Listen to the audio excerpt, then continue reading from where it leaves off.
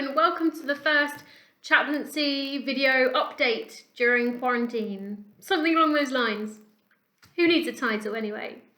It's a way for me to talk to you and the chaplaincy team to communicate during this time of isolation, so we'll give it a go. How's everybody coping? It's a difficult, stressful time. How are you coping? You know, take a moment to take stock on how you feel.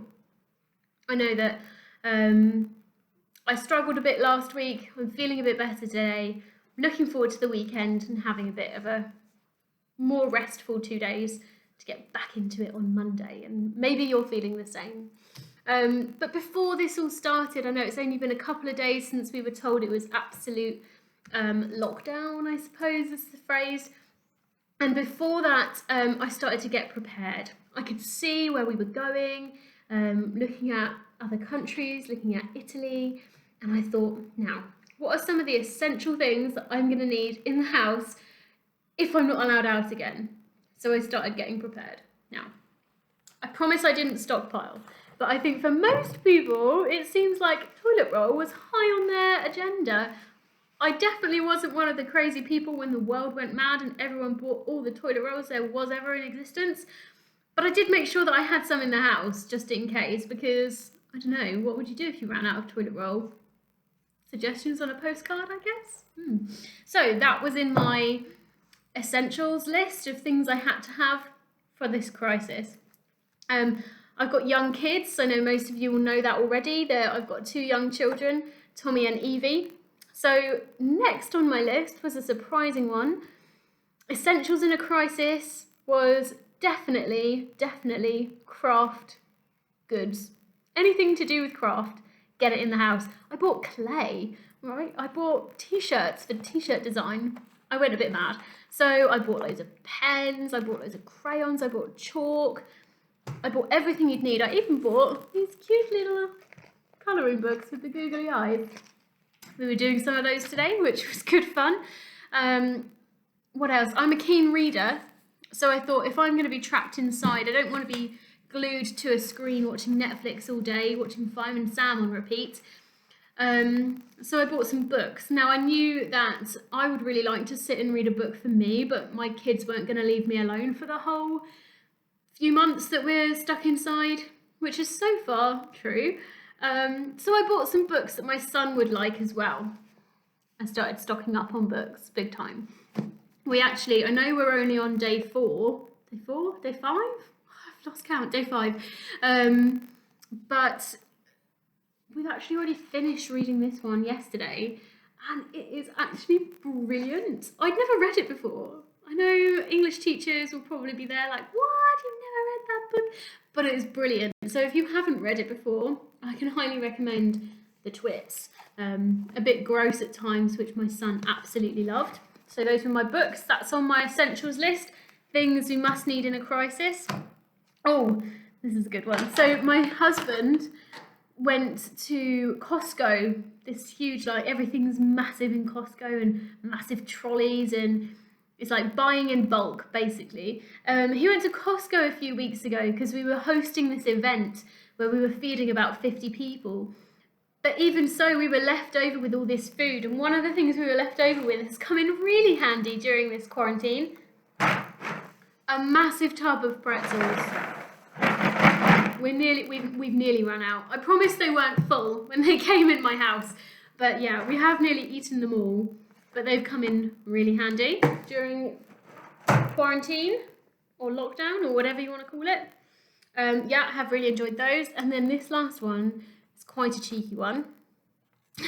The chaplaincy team were obviously getting ready to go on the days of reflection after Easter with Year 8s, which we're really disappointed that we're not going to be able to do this year. But we were busy preparing for them before schools closed. So we were buying resources, we were buying lots of things for it, and one of the things that we bought were the prizes. Yeah, I brought them home. I went into the chapel and I snuck them out, and I thought, if they're not being used for days of reflection, then I'm going to have them at home. And I've been enjoying them every evening after my kids have gone to sleep.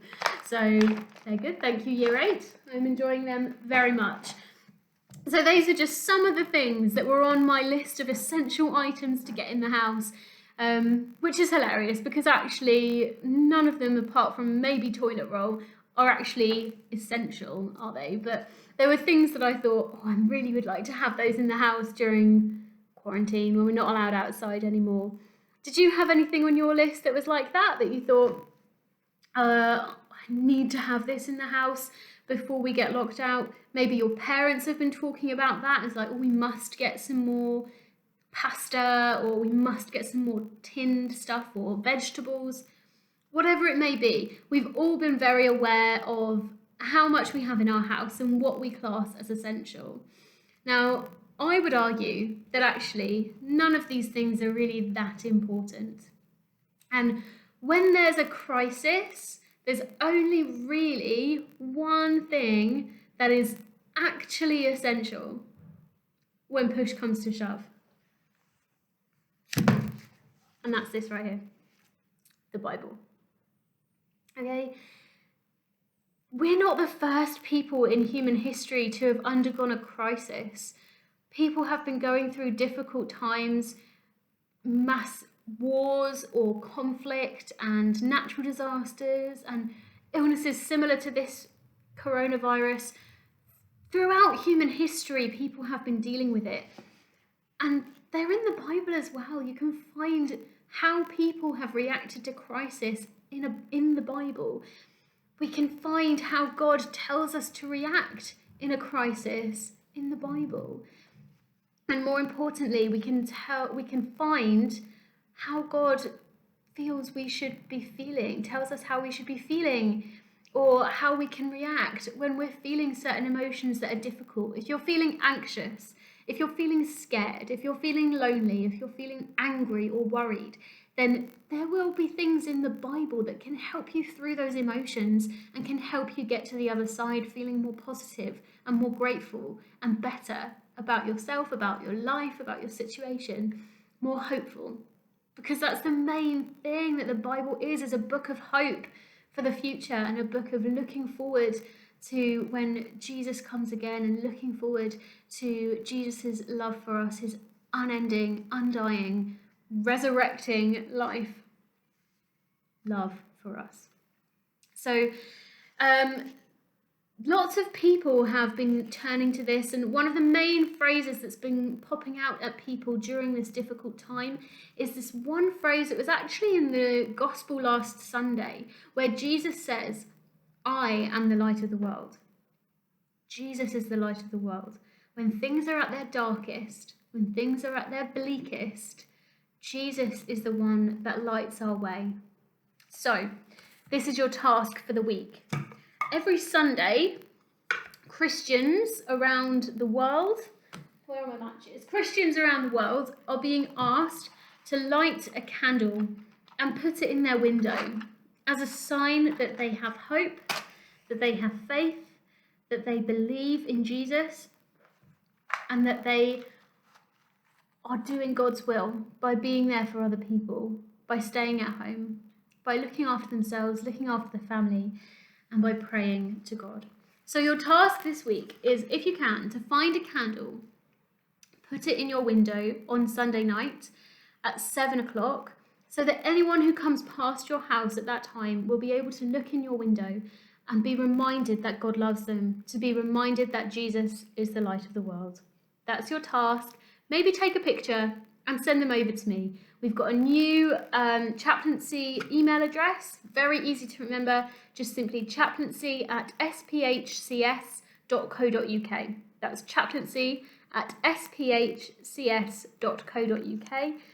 Take a picture of yourself with your candle in your window and send it over to me, and maybe we can share some of them next week. So have a good weekend, everybody, and make sure you stay safe and look after one another.